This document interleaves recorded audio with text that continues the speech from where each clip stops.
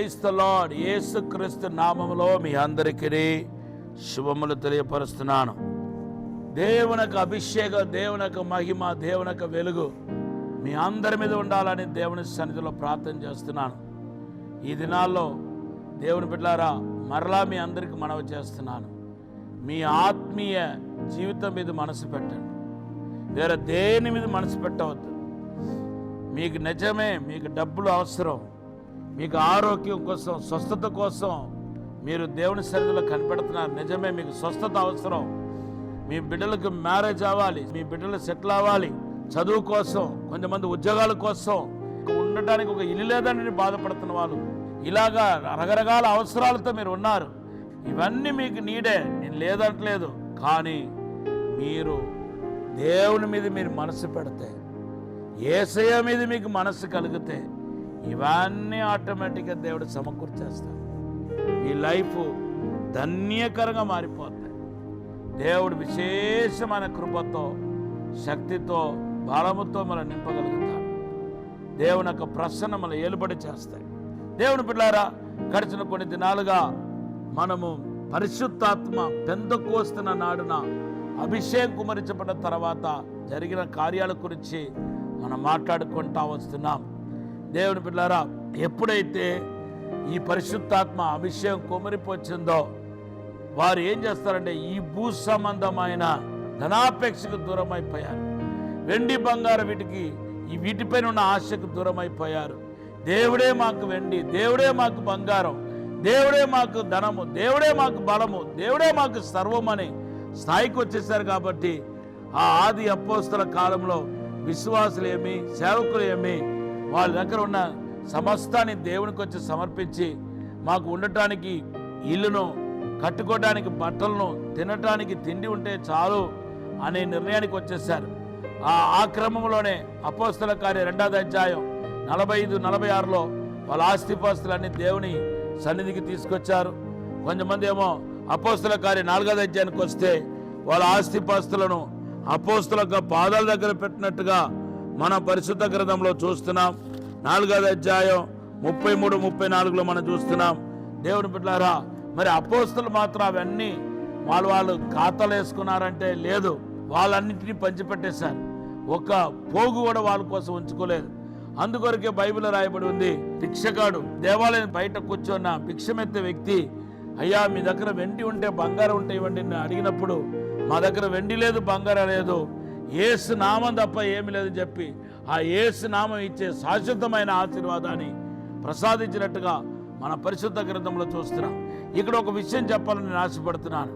దేవుడు ఎవరిని వాడుకుంటాడంటే నిస్వార్థపరులు వాడుకుంటాడు. హల్లెలూయా. నిస్వార్థపరులు దేవుడు వాడుకుంటాడు. ఈ భూ సంబంధమైన వాటిపైన మనస్సు లేని వ్యక్తిని దేవుడు మరి ఇటువంటి పుట్టుకుంటి వాళ్ళు బాగుపడటానికి కోసం వాడుకుంటాడు.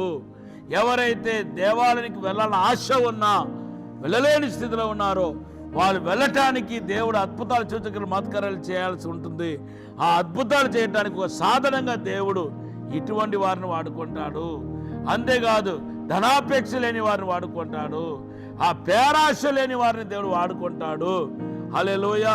ఈ భూ సంబంధమైన మనసు లేని వాళ్ళని దేవుడు వాడుకుంటాడు. దేవుడు మనం వాడుకోవాలని ఆశపడుతున్నారా? ఆత్మతో నింపబడాలని ఆశపడుతున్నారా? దేవుడు మహిమతో, శక్తితో నింపబడాలని ఆశపడుతున్నారా? ఈరోజు ప్రభు మాట్లాడుతున్నాడు, వీటన్నిటి నుండి మీరు బయటకు రండి. చూడండి, ఈ దినాల్లో 2 ప్రాముఖ్యమైన కేసు కోర్టులో ఉంటుంది. కోర్టుకి వెళ్ళి అడిగితే, ఒకటేమో విడాకులు, కొత్తగా పెళ్లి చేసుకుని మాకు విడాకులు కావాలని కోర్టుకు వెళ్ళిపోతున్నారు. కొన్ని వేల మంది వెళ్ళిపోతున్నారు. రెండోది ఏంటంటే తగాదు. మా ల్యాండ్ను అపహరించాడు, పక్కన ఉన్నవాడు మా ల్యాండ్ను అపహరించుకున్నాడు. ఇటువంటి గొడవలే చాలా ఉన్నాయి. ఎంత దౌర్భాగ్య స్థితి చూడండి, ఎంతో బాధాకరమైన విషయం. ఈరోజు ప్రభు మాట్లాడుతున్నాడు. ఒక బీదరాలండి, చెన్నైలో ఆటోలో ఒక ధనవంతుడు 25 లక్షల రూపాయలు ఆ బ్యాగ్ వదిలేసి వెళ్ళిపోతే, ఒక బీదరాలు ప్రతిరోజు కూలి పని చేసుకున్న మనిషి చేతికి దొరికితే అది పోలీస్ స్టేషన్లో ఇచ్చి దానికి సంబంధించిన ఆ వ్యక్తికి హ్యాండ్ ఓవర్ చేశారంట. మొన్న నేను పేపర్లో చదివాను. ఆవిడ్ని రాజకీయ నాయకులు, పోలీసు అధికారులు అభినందనలు తెలిపి ఆమెకి ఏదో గిఫ్ట్ ఇచ్చారంట. చూసారా ఎంత యథార్థత ఉంటే ఆ బీదరాలు, రోజు కూలి పని చేసుకున్న వ్యక్తి ఆ రోడ్లో దొరికిన 20 లక్షల రూపాయలు బ్యాగ్ తీసుకెళ్ళి పోలీస్ స్టేషన్లో అప్పగించి ఉంటుందో ఒకసారి చూడండి.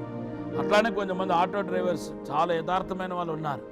తర్వాత ఇట్లా చాలామంది మన యథార్థంగా ప్రవర్తించే వాళ్ళు ఉన్నారు.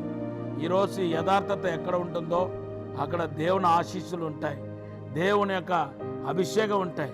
మనల్ని ఆ యథార్థతలోనికి మరి స్వార్థంలోనికి నడిపించేది ఎవరంటే కేవలం పరిశుద్ధాత్మ దేవుడు. ఈ ఆత్మను మీరు అందరూ పొందుకోవాలనేది దేవుని యొక్క ఉద్దేశం. ఈ సమయంలో ఒక చిన్న ప్రార్థన చేస్తాను. పరిశుద్ధము నమ్మకమైన పరలోక తండ్రి, నీకు వందనాలు, స్తోత్రాలు ప్రభా. మమ్మల్ని క్షమించి, మన్నించి, పరిశుద్ధపరిచి ఆత్మతో, శక్తితో, వెలుగుతో నింపుమని, 2 పాలు ఆత్మతో నింపుమని, అభిషేకించమని, యేసు నామములో అగ్ని అభిషేకం దయచేయమని యేసు నామములో అడిగి వేడుకుంటున్నాము తండ్రి. Amen. God bless you. Have a blessed day.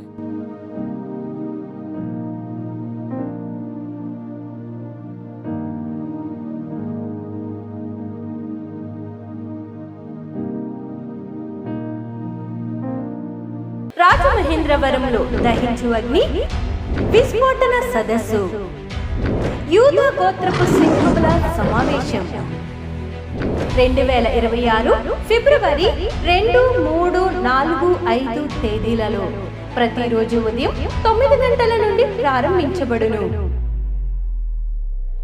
ముఖ్య ప్రసంగికులు ప్రవక్త టీజో థామస్ గారు కేరళ,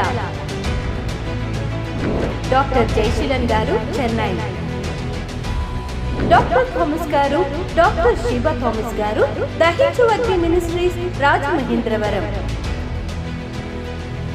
రిజిస్ట్రేషన్ ఫీజు 100 రూపాయలు మాత్రమే. దూర ప్రాంత ప్రజలకు భోజనం మరియు వసతి సదుపాయం కలదు. స్థలం దహించు అగ్ని ఆడిటోరియం, నటరాజ్ థియేటర్, రాజమహేంద్రవరం. మరిన్ని వివరాలకు 9494940072 మరియు 73